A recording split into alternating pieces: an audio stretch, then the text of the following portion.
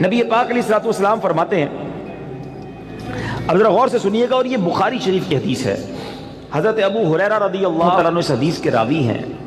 نبی پاک علیہ الصلوۃ والسلام نے فرمایا، کسی عورت سے نکاح کے لیے 4 چیزوں کو مد نظر رکھا جاتا ہے۔ نارملی 4 چیزیں یا 4 میں سے کوئی 1-2 چیزیں لوگ دیکھ رہے ہوتے ہیں۔ نمبر 1، اس کا مال، پیسے والی ہے کہ نہیں۔ نمبر 2، حسب نسب، خاندان کیسا ہے۔ نمبر 3، حسن و جمال۔ اور نمبر 4، کچھ لوگ ہوتے ہیں جو دینداری بھی دیکھتے ہیں۔ آقا فرماتے ہیں، تمہاری ناک خاک آلود ہو یا تمہارا ہاتھ خاک آلود ہو، تم دیندار عورت کے حصول کی کوشش کرو۔ یعنی دینداری کو فوقیت دینی چاہیے۔ احادیث کا یہ مضمون بھی ملتا ہے کہ جو کسی عورت سے عزت کے لیے شادی کرے وہ ذلیل کر دیا جاتا ہے، کوئی دولت کے لیے شادی کرے وہ غریب اور فقیر کر دیا جائے گا، اور جو دینداری کے لیے شادی کرتا ہے اللہ اسے عروج، برکت اور خوشیاں عطا فرماتا ہے۔ تو موسٹ پریورٹی، پہلی ترجیح کیا ہونی چاہیے؟ یہ ہے تھوڑا سا مشکل۔ اصل میں یہ باتیں جو ہے نا نوجوانوں کو سمجھ نہیں آتی۔ جو شادی شدہ ہے نا، یہ شکل و صورت جو ہے نا، یہ اس کی اہمیت بعد میں بہت تھوڑی رہ جاتی ہے۔ آج نوجوان اور لڑکے لڑکیاں ایک امیجنیشن میں ضرور ہوتے ہیں کہ چہرہ کیسا ہو، خوبصورتی کیسی ہو، لیکن شادی کے کچھ عرصے کے بعد چہرے کی وہ اہمیت نہیں ہوتی جو اخلاق کی ہوتی ہے، جو کردار کی ہوتی ہے۔ خوبصورتی ہی سب کچھ نہیں ہے زندگی میں، ایک بات، دل خوبصورت ہونا چاہیے، اس کے اندر اخلاق ہونے چاہیے، اور سب سے مین چیز دینداری ہے۔ اب میں یہاں جو بزرگ بیٹھے ہیں ان سے ایک بات کرنا چاہوں گا کہ چلے یہ تو لڑکوں کی خواہش، لڑکیوں کی بات ہو گئی، ماں باپ کی خواہش کیا ہوتی ہے؟ فیملی ممبر سے پوچھیں، کسی بزرگ سے پوچھیں، بھائی آپ کو اپنے بیٹے کی شادی کرنی ہے، بہو کیسی چاہیے؟ تو وہاں بھی یہی ہوگا، خوبصورت ہو، پڑھی لکھی ہو، سمجھدار ہو، گھر گرستی آتی ہو، خاندان بڑا ہو، بس یہ 4-5 چیزیں۔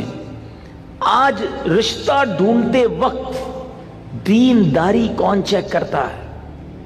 آپ نے کبھی یہ سوچا؟ اب میں ایک بڑی عجیب بات کرنے جا رہا ہوں۔ علماء نے کتابوں میں یہ بات لکھی ہے کہ علماء فرماتے ہیں کہ اس نوجوان پر اپنی ہونے والی اولاد کا حق ہے جس کی ابھی شادی نہیں ہوئی۔ جی ہاں، جس کی شادی نہیں ہوئی نا، اس کی اپنی اولاد کا ایک حق ابھی سے اس پر ہے۔ اور وہ حق کیا ہے؟ کہ وہ اپنی ہونے والی اولاد کے لیے اچھی ماں تلاش کرے، کیونکہ ماں ہی پہلی درسگاہ ہے۔ ماں ہی اچھی نہیں ہے، ماں ہی دیندار نہیں ہے، ماں ہی برے کاموں میں ہے، تو اس کی اولاد کی تربیت کیسی ہوگی؟ یعنی آپ نے اپنی ہونے والی اولاد کے ساتھ ظلم کیا اگر آپ نے ان کے لیے اچھی ماں تلاش نہ کی۔ سیدی غوث اعظم رضی اللہ تعالیٰ عنہ کی ہم نام کی مالا جپتے ہیں، غوث پاک کے غلام کہلاتے ہیں، سارے تقریباً قادری بیٹھے ہوں گے، پیرانے پیر کے چاہنے والے ہیں نا۔ غوث پاک کی شان کیا تھی؟ مدرسے میں گئے، قاری صاحب نے کہا پڑھو بسم اللہ الرحمن الرحیم، میرے غوث پاک نے بسم اللہ سے شروع کیا اور 18 پارے زبانی سنا دی۔ قاری صاحب نے کہا پہلا دن ہے مدرسے میں، پہلے دن تو بچہ بسم اللہ مشکل سے پڑھتا ہے، تم نے زبانی 18 پارے سنا دیے، اور بھی سناؤ۔ کہ اتنی یاد ہے؟ کہ کدھر سے یاد کیے؟ کہ میں جب ماں کے پیٹ میں تھا، میری ماں 18 پاروں کی حافظہ تھی، ماں تلاوت قرآن کرتی تھی، ماں کے پیٹ میں ہی میں نے قرآن یاد کر لیا۔ وہ حافظہ تھی تو بچے کو برکت ملی نا۔ اب جو ماں فلمیں دیکھنے والی، گانے سننے والی، بے پردہ گھومنے والی، نمازیں قضا کرنے والی ہوگی، اس کے پیٹ میں جب بچہ ہوگا تو کیا اثر پڑے گا بچے پر؟ خاتون جنت بی بی فاطمہ، نبی پاک علیہ الصلوۃ والسلام کی شہزادی نے حسنین کریمین کو کیسے پالا ہے؟ یہ جنت کے پھول ایسے ہی نہیں ہیں۔ بی بی فاطمہ جب جھولا جھلاتی تھی تو قرآن کی آیتیں پڑھا کرتی تھی۔ بچپن سے قرآن سنا ہے حسنین کریمین کے کانوں نے۔ ہمارے بچے کیا سنیں گے اگر ماں دیندار نہ ہوئی؟ صرف خوبصورتی، صرف پیسہ، صرف جہیز۔ نہ کریں ایسا، وہ بچے بھی نہ کریں ایسا، اور ان کے ماں باپ بھی نہ کریں ایسا۔ سب سے پہلی چیز رشتہ کرنے سے پہلے جو دیکھنی ہے وہ اس کا عقیدہ دیکھو، اس کے ایمان کیسا ہے۔ بہت زبردست خوبصورت بھی ہے، پیسہ بھی ہے، جہیز بھی لائے گی، مگر اللہ رسول کے بارے میں عقیدہ اچھا نہیں ہے، اولیاء کے بارے میں کچھ اور سوچتی ہے، غوث پاک کی 11ویں منانے کو شرک سمجھتی ہے، اگر ایسی عورت ہے جو میلاد منانے کو جناب بدعت سمجھتی ہے، اگر ایسی عورت تمہارے گھر میں آ گئی جو صحابہ کرام یا اہل بیت اطہار کے بارے میں برے خیالات رکھتی ہے، بتاؤ نا کس کام کا اس کا پیسہ، کس کام کی اس کی خوبصورتی جو میرے پورے گھر کے عقیدے کو برباد کر کے رکھ دے۔ اس باپ پر تف ہے اور اس نوجوان پر بھی تف ہے کہ جس نے شادی کرتے وقت یہ نہ دیکھا کہ میری ہونے والی جو بیوی ہے اس کا عقیدہ کیا ہے، اور پھر نماز پڑھتی ہے کہ نہیں، پردہ کرتی ہے کہ نہیں۔ ارے اگر بے نمازی اور بے پردہ عورت تمہارے گھر میں آتی ہے تو وہ کیا بچے کی تربیت کرے گی، اور تمہارے آئندہ آنے والی نسلوں کا کیا ہوگا۔ اور اسی طرح جو میری بہنیں مجھے سن رہی ہیں، اور وہ مائیں جو مجھے سن رہی ہیں، وہ والد جو مجھے سن رہے ہیں کہ جو اپنی بچیوں کے لیے رشتہ تلاش کر رہے ہیں، کیا دیکھتے ہیں؟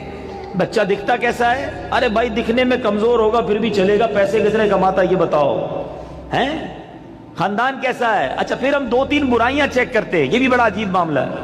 کیا چیک کرتے ہیں؟ شراب تو نہیں پیتا، جوا تو نہیں کھیلتا، نشہ تو نہیں کرتا، بس یہ 2-3 برائیاں ہی چیک کرنی ہے۔ یقیناً شراب پینا حرام ہے، جوا کھیلنا حرام ہے، نشہ کرنا اچھا نہیں ہے، لیکن نماز نہ پڑھنا کوئی گناہ نہیں ہے، سب سے بڑا گناہ ہے۔ اچھا پھر یہ تینوں چیزیں پتہ کیوں چیک کرتے ہم؟ اپنے دل سے پوچھو، گناہ ہے اس لیے یا لوگوں کو برا لگتا ہے اس لیے؟ خاندان کا نام خراب ہو جائے گا نا، کسی نشئی کو داماد بنا لیا، کسی شرابی کو داماد بنا لیا، اپنی بیٹی کسی جواری کے ہاتھ میں دے دی، لوگ کیا کہیں گے؟ اس لیے اللہ ناراض ہوگا اس کی فکر نہیں۔ اگر اس کی فکر ہوتی تو پہلے یہ چیک کرتے اس کا عقیدہ کیا ہے۔ ایسا بھی ہوا ہے، ہم نے دیکھا ہے کہ اپنے باپ نے اپنی بیٹی کو پردہ کرایا ساری زندگی، اولیاء کرام صحابہ کی محبت گھر میں تھی، اور ایسی جگہ بیٹی بیاہ دی کہ شادی ہونے کے بعد سسرال والوں نے کہا کہ پردہ ختم کرو، ہمیں پردہ اچھا نہیں لگتا، اور خبردار آئندہ اولیاء کرام کا نام لیا۔ اب باپ سر پکڑ کے روتا ہے، پتہ نہیں اپنی بیٹی کدھر دے دی۔ اب خیال آیا تمہیں، پہلے نہیں سوچنا تھا؟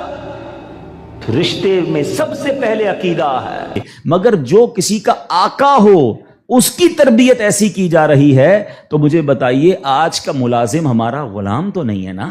آج تو ہم نے اس سے ایک وقت کا اجارہ کیا ہے کہ جناب آپ 8 گھنٹے کے لیے میرے پاس آئیں گے اور پرٹیکولرلی یہ کام کریں گے، جو کام دیا میں اس سے وہ کام لے سکتا ہوں، نہ میرا وہ زر خرید غلام ہے، شام کو جا کر وہ کچھ بھی کرے اس کا میرا کوئی کانٹریکٹ ہی نہیں ہے۔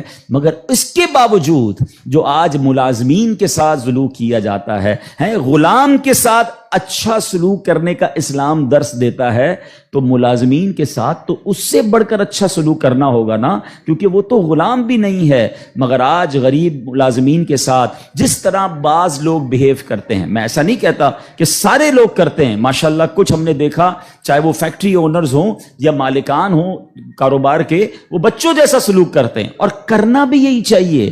وہ غریب ہے تو اس کا مطلب یہ نہیں کہ اس کے پاس دل نہیں ہے، اور اسلام ہمیں حقوق بیان کرتا ہے اور ہمارے صحابہ نے اس کو کس طرح امپلیمنٹ کیا۔ اب یہ ایک بات ذہن میں رکھنی ہے، نبی پاک کی ایک حدیث یاد رکھیے گا، میرے آقا علیہ الصلوۃ والسلام فرماتے ہیں من آذا مسلمن فقط آذانی ومن آذانی فقط آذ اللہ، جس نے کسی مسلمان کو تکلیف دی۔ اب اس میں کہیں بھی ایسا نہیں ہے کہ اپنے برابر کے مسلمان کو تکلیف نہیں دینی ہے۔ میں چیمبر آف کامرس کا ممبر ہوں تو کسی چیمبر آف کامرس کے ممبر کو تکلیف نہیں دینی، میں فیکٹری مالک ہوں تو کسی فیکٹری مالک کو تکلیف نہیں دینی، میں ایک ایلیٹ کلاس یا اچھی کلاس کا رہنے والا ہوں تو اپنی طرح کے لوگوں کو تکلیف نہیں دینی۔ یہ مطلقاً حدیث ہے، من آذا مسلمن، ٹھیلے والے کو بھی تکلیف نہیں دینی جو مسلمان ہے، جو جناب میرا ملازم ہے اسے بھی تکلیف نہیں دینی، جو میری فیکٹری کا دروازہ کھولتا ہے مجھے اسے بھی تکلیف نہیں دینی۔ بلکہ میں آپ کو سچ بات بتاؤں، یہ وہ لوگ ہوتے ہیں کہ جن کے ساتھ اچھا سلوک کر کے ہم اپنے رب کو بہت راضی کر سکتے ہیں۔ اب ایک اور واقعہ سنیے، اور سبحان اللہ یہ واقعہ بھی حضرت بلال حبشی ہی سے ریلیٹ کرتا ہے۔ اب آپ ایک اور بات سمجھیے، حضرت بلال حبشی کا بیک گراؤنڈ کیا تھا؟ حبشہ جو ہے وہ ایتھوپیا کو کہتے ہیں، آج کل وہ ملک ایتھوپیا ہے، ٹھیک ہے نا؟ اٹ مینز وہ افریقن تھے، عرب کے اندر ایک افریقن غلام کے طور پر وہ آئے تھے اور آپ نے بہت ڈیفیکلٹ لائف اسلام کے لیے گزاری. جو آپ کا آقا تھا نا امیہ, میں نے وہی کہا کہ باٹ کر لیتے تھے, خرید لیتے تھے, وہ بہت سخت اسلام دشمن تھا. اب امیہ کو جب پتا چلا کہ حضرت بلال مسلمان ہو گئے, اب اس نے حضرت بلال پر مظالم کے پہاڑ توڑ دیے. ابھی حیدرآباد میں ہم لوگ موجود ہیں, گرمی کا سیزن ہے, ہم شاید 10 منٹ بھی باہر گرمی میں کھڑے نہ رہ سکیں اس وقت, لیکن مکے کی گرمی, جن کو جو گئے مکے مدینے میں, حضرت بلال کو تپتی ریت پر وہ لٹاتا تھا. اجر عطا فرمائے حضرت ابو بکر صدیق رضی اللہ تعالیٰ عنہ کو. دیکھیں حضرت ابو بکر صدیق بھی بزنس مین تھے, یہ میرا ٹاپک نہیں ہے, ورنہ ایک بہت خوبصورت یہ بھی ٹاپک ہے کہ ہمارے صحابہ جو بزنس مین تھے انہوں نے کہاں کہاں پیسے خرچ کیے. میں اور آپ بھی کرتے ہیں, but what a right investment they did on that time. Hazrat Usman غنی کی انویسٹمنٹ دیکھیں, آج بھی حضرت عثمان غنی کا وقف مدینے میں جاری ہے, آپ کے علم میں ہوگا. بہرحال حضرت ابو بکر صدیق گئے اور امیہ سے کہا کہ بلال مجھے بیچ دو. اب امیہ جو تھا نا وہ بڑا شیطان تو تھا ہی, اسلام دشمن تھا. حضرت بلال سے اس کا بغض کی وجہ بھی یہی تھی. تو اس نے مثال کے طور پہ, اس وقت مارکیٹ ریٹ تھا 500 درہم, میں مثال کے طور پہ اس نے کہا میں 1000 درہم لوں گا. آپ نے کہا ٹھیک ہے. حضرت ابو بکر کہتے ہیں کہ نہیں اب 2000 لوں گا. سودا ڈن ہونے کے بعد کہتا ہے اب 2000 لوں گا. آپ نے کہا اوکے. کہا 3000 لوں گا. آپ نے کہا اوکے. وہ قیمت بڑھاتا گیا, حضرت ابو بکر صدیق اوکے کرتے گئے. اب ایک پرٹیکولر بڑی بگ اماؤنٹ پر حضرت بلال کی ڈیل ہو گئی. امیہ کہتا ہے اے ابو بکر, میں نے تو تمہارے بزنس کے بڑے چرچے سنے تھے, مجھے تو یہ پتا تھا کہ تم جو ہے بڑے جانچ کر بڑی طریقے سے سودا خریدتے ہو, اتنا مہنگا یہ حبشی غلام خرید لیا. حضرت ابو بکر کے تاریخی الفاظ سنے, وہ کہتے ہیں امیہ تمہیں کیا معلوم بلال کی قیمت کیا ہے, تم اس سے زیادہ مانگتے میں اس سے زیادہ تمہیں دیتا.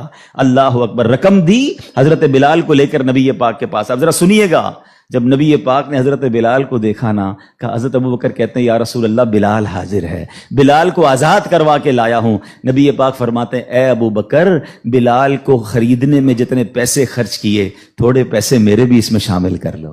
اتنا پیار. اور حضرت بلال کے اس بیوٹیفل ڈیل میں حضرت ابو بکر نے کہا حضور میرا سب کچھ آپ ہی کا تو ہے, اگر میں نے کچھ خرچ کیا تو حضور یہ سب آپ کا ہے. اب حضرت بلال کا یہ بیک گراؤنڈ تھا, یاد رکھیے گا. اب مکے میں بڑے بڑے سردار بھی مسلمان ہوئے. آپ سب کو یاد ہونا چاہیے اسلامی تاریخ کا ایک ٹرننگ پوائنٹ تھا, اور وہ ٹرننگ پوائنٹ تھا فتح مکہ.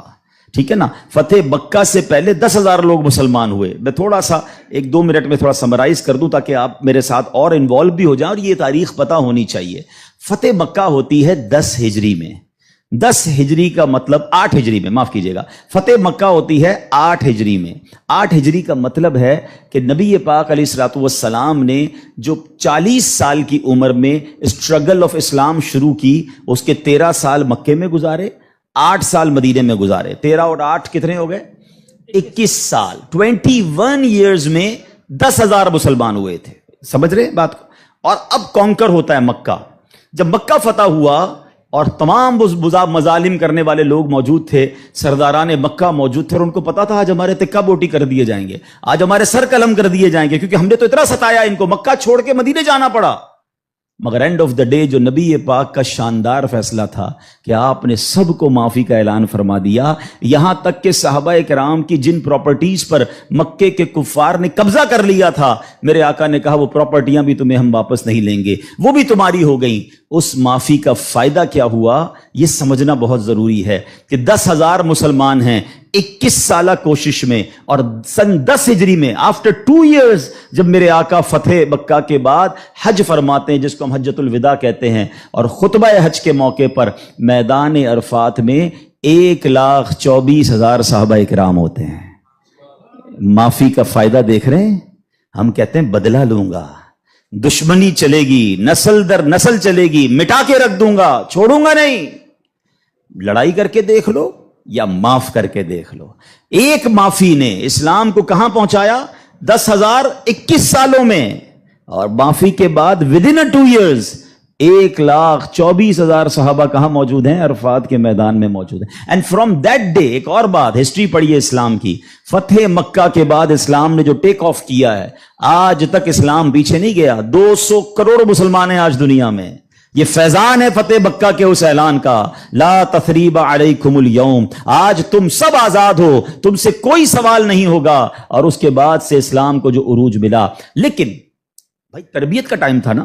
جب یہ فتح مکہ ہو گیا نا تو پیارے آقا علیہ الصلوۃ والسلام نے اب مکے کی چابی، کعبے کی چابی ملی، اور اب کعبے کی چھت پہ اذان دینی تھی. یعنی ایک طرح سے یہ ایک وکٹری کا اعلان تھا. تو نبی پاک نے کس کو کہا؟ حضرت بلال کو کہا کہ ایک بلال جاؤ اور کعبے کی چھت پہ اذان دو. اب جو سرداران مکہ تھے نا وہ کہتے ہیں یار ہم اتنے بڑے بڑے سردار، اتنی بڑی فیملی سے تعلق رکھنے والے ہیں، اتنا پیسہ ہمارے پاس، اتنے بڑے قبیلے کے سربراہ، اور آج اتنے عظیم موقع پر جو فتح مکہ کے بعد اذان دینے کا موقع، وہ بھی کعبے کی چھت پر، وہ کس کو دیا جا رہا ہے؟ ایک حبشی غلام کو. اللہ اکبر. یہ خبر نبی پاک تک پہنچ گئی کہ کچھ لوگ بے چین ہیں، کچھ لوگوں کو یہ برا لگ رہا ہے کہ بلال کو یہ موقع کیوں ملا، ہم بڑے خاندان والے، ہم پیسے والے. پیارے آقا علیہ الصلوۃ والسلام نے ان کو بلایا. پہلے تو نبی پاک نے سوال کیا کہ کیا آپ لوگ ایسی باتیں کر رہے تھے؟ کہ جی حضور کر رہے تھے. اب نبی پاک نے کیا فرمایا؟ نبی پاک کی گفتگو سے پہلے قرآن کی آیت نازل ہوتی ہے اور رہتی دنیا کے لیے ایک اصول بیان ہو گیا. اب یہ اصول مجھے اور آپ کو یاد رکھنا ہے. اللہ کریم قرآن میں ارشاد فرماتا انا اکرمکم عند اللہ اتقاکم. فرمایا بے شک اللہ کے یہاں تم میں زیادہ عزت والا وہ ہے جو تم میں زیادہ پرہیزگار ہے. یہ وہ فارمولہ ہے جو مجھے یاد رکھنا ہے. پیسے والا زیادہ عزت والا نہیں ہے. جناب میں فلاں چیمبر کا صدر تو وزیر نائب صدر تو فلاں علاقے کا ہیڈ تو جناب قومی اسمبلی کا ممبر تو منسٹر یا جناب مل اونر نہیں. فلاں خاندان میرے سر نیم میں یہ نیم لگتا ہے جس کی وجہ سے میرا بہت بڑا خاندان ہے. قرآن نے فیصلہ کر دیا ہے ان اکرمکم عند اللہ اتقاکم. اللہ کے نزدیک عزت والا وہ ہے جو زیادہ پرہیزگار ہے. وہ میرا ملازم بھی ہو سکتا ہے، وہ میرا خان سما بھی ہو سکتا ہے، وہ میرا غریب رشتہ دار بھی ہو سکتا ہے، وہ باہر ٹھیلا لگانے والا بھی ہو سکتا ہے. اگر وہ اللہ کی بارگاہ میں پرہیزگار ہے وہ سب سے زیادہ، ہم سب سے زیادہ عزت والا ہے. اور یہی اسلام کا حسن ہے. اچھا مزے کی بات یہ ہے ایک طرف تو یہ حسن ہم پریکٹیکلی بھی پریکٹس کرتے ہیں. مثال کے طور پہ بعض اوقات آفس میں نماز کا ٹائم ہو گیا اور ہمارے کسی ملازم میں کوئی بادشاہ ہے یا حافظ صاحب ہے یا اچھا تلاوت کرنے والا ہے، ہم اس کو کہتے ہیں حضرت آپ نماز پڑھا دیں. بالکل اچھی بات. یہ تو اعلان ہے نا کہ بھائی آپ سیٹ ہیں، آپ پیچھے ہیں، اور امامت کون کر رہا ہے؟ ایک نارمل سا انسان ہے لیکن وہ عبادت گزار ہے، اس کو قرآن آتا ہے، مگر صرف نماز کی حد تک. امام صاحب نے نماز پڑھا دی، پھر جا کر اس سے وہی انداز اختیار کرنا ہے جو عام ملازمین سے کرنا ہے. نہیں، یہ فارمولہ ہمیں اسلام سکھا رہا ہے. تو یہاں میرا جو آج ٹاپک ہے کہ سیٹ اور ملازم میں فرق، یہ ہمیں نہیں کرنا ہے. ٹھیک ہے کاروبار ہے، آپ اس سے کام لیں، آپ اس سے اجرت پر کام لے رہے ہیں، مگر آپ نے اسے خریدا نہیں ہے، اور اگر خرید بھی لیا ہے تو اس کے اوپر زیادتی کی اجازت نہیں ہے. مگر آج چونکہ غریب لوگ ہیں، بیچاروں کو جاب ملتی نہیں، تو جو منہ میں آیا کہہ دیتے ہیں، جس طرح ڈانٹنا ہے ڈانٹ دیتے ہیں، اور بعض اوقات تو گالیاں نکالتے ہیں. مجھے یاد ہے ایک صاحب مجھے ملے اور مجھے جو ہے وہ میں نے پوچھا، ایسے تھوڑا سا کلوز تھے کہ یار آپ کی سیلری کتنی ہے؟ اب یہ تھوڑی چند سالوں پرانی بات ہے. He is not that much professional, normal سا انسان تھا، منشی ٹائپ کے جیسے ہوتے ہیں نا. تو کہتے 80,000 تنخواہ ہے. میں نے کہا ماشاءاللہ تنخواہ تو اچھی ہے. تو کہتے ہیں 40,000 کام کے ہیں، 40,000 گالیوں کے ہیں. تو میں حیران ہو گیا. کہتا صبح سے شام گالیاں سنتا ہوں. بھی بھائی کیا کروں، غریب آدمی ہوں، پیسے اچھے ملتے ہیں اس لیے چھوڑ نہیں سکتا. اب میں نے سوچا کہ وہ جو مالک ہے، وہ جو سیٹ ہے، وہ قیامت کے دن کیا جواب دے گا؟ کیا پیسے دے کر گالی دینے کی تمہیں اجازت مل گئی ہے؟ کیا ذلیل کرنے کی اجازت مل گئی؟ ایسا نہ کریں پلیز. ہمارا اسلام ہمیں بہت خوبصورت مساوات کا درس دیتا ہے، اور غریب لوگ تو زیادہ ڈیزرو کرتے ہیں انہیں پیار کرنے کا. نبی پاک علیہ الصلوۃ والسلام کو، اب میرے آقا کا انداز دیکھیے گا، صحابہ بھی تو غریب تھے نا. اب صحابہ میں ایک بہت بڑی تعداد تھی جو اصحاب صفہ کے تھے. اصحاب صفہ آپ گئے ہوں گے مدینہ شریف، اللہ بار بار ہم سب کو حاضری عطا فرمائے. وہاں ایک بینچ، ایک چبوترا بنا ہوا ہے. یہ جو اصحاب صفہ تھے نا، یاد رکھیے گا، یہ اپروکسیمیٹلی 70 کے قریب ہوتے تھے. ان کی تعداد پلس مائنس ہوتی تھی. ان میں بہت بڑا نام حضرت ابو ہریرہ رضی اللہ تعالیٰ عنہ کا بھی ہے.